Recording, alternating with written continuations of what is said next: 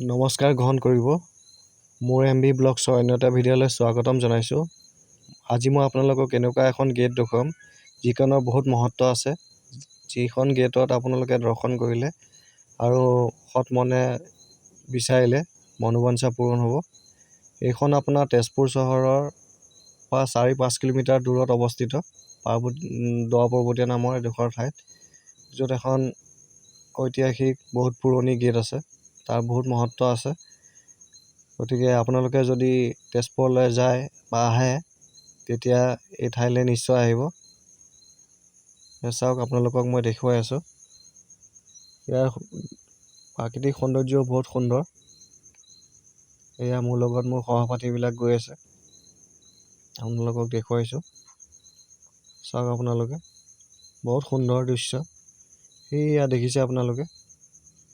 এই গেটখনৰ যদি আপোনালোকে সৎ মনে কিবা বিচাৰে তেনেহ'লে লোকবিশ্বাস মতে মনোবাঞ্ছা পূৰণ হয়। গতিকে আশা কৰোঁ আপোনালোকে তেজপুৰলৈ গ'লে নিশ্চয় এই ঠাইলৈ যাব। এইখন দেখিছে আপোনালোকে, মই দেখুৱাবলৈ চেষ্টা কৰিছোঁ আপোনালোকক। ইয়াৰ প্ৰাকৃতিক দৃশ্য বহুত সুন্দৰকৈ সজাই তুলিছে। চাওক আপোনালোকে,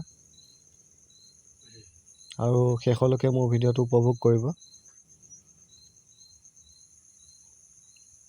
আৰু যদি ভিডিঅ'টো চাই ভাল পায় তেনেহ'লে লাইক, কমেণ্ট আৰু ছাবস্ক্ৰাইব কৰি দিব।